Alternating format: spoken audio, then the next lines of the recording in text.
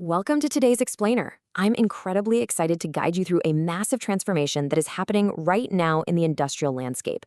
We're talking about how carbon emissions in India are no longer just an environmental metric, they're actually becoming a highly regulated financial asset. Think about this for a second. What if I told you that in 2026, one of the most valuable commodities an Indian factory can trade isn't steel, cement, or textiles, but the very air coming out of its chimneys? Welcome to the era of the Indian carbon market. Today, we're going to break this down into a clear playbook.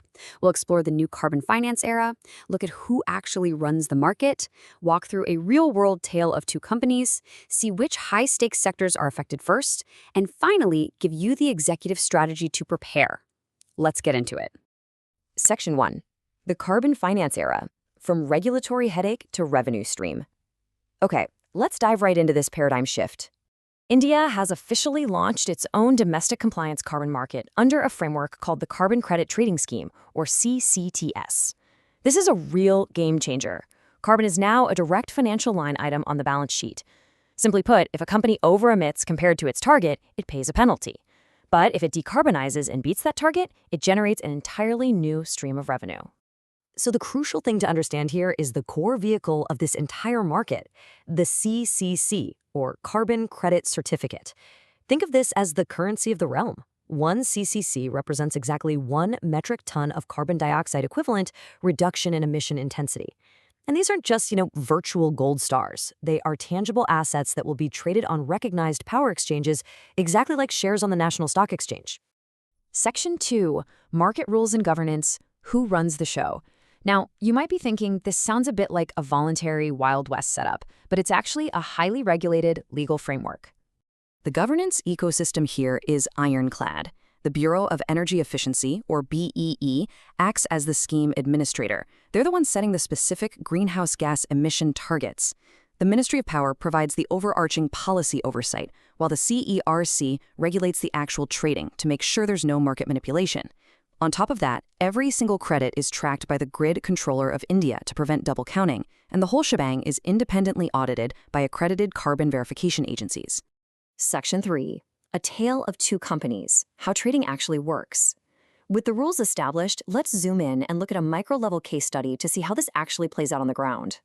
Let's look at a direct comparison. On the left, we have Company A, the innovator. Let's say they're a textile mill. They proactively install solar panels and state-of-the-art energy-efficient boilers. Because they did that, they drop well below their BEE emission baseline. The government rewards them by issuing surplus CCCs straight into their registry account.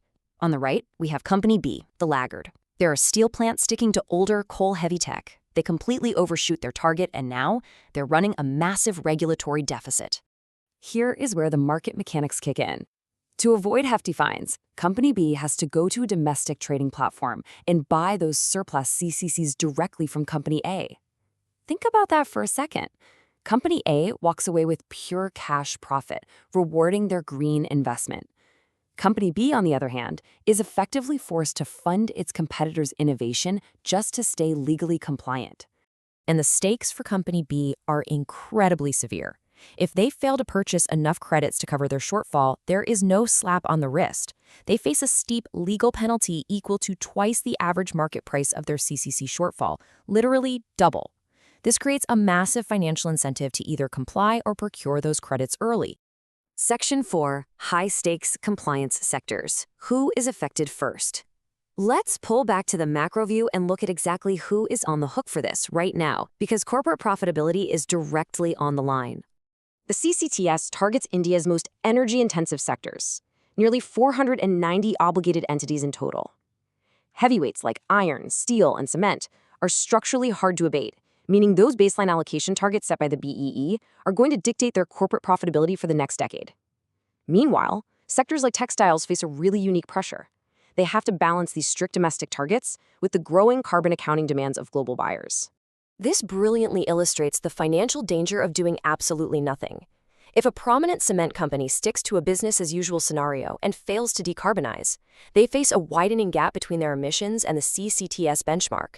That gap equals massive financial penalties. However, by adopting accelerated decarbonization targets, they can completely avoid those penalties, turning a major financial risk into a serious competitive advantage. It's also vital to understand that the goalposts will constantly move. The BEE progressively lowers the allowed emission ceilings year over year. So, for example, a target might demand a 1 to 3% reduction in one cycle and then ratchet up to an 8% reduction in the next. As the caps tighten, those CCP prices will fluctuate purely based on market supply and demand. Section 5, the Executive Playbook. How companies prepare for the ICM. So, what does this all mean for you?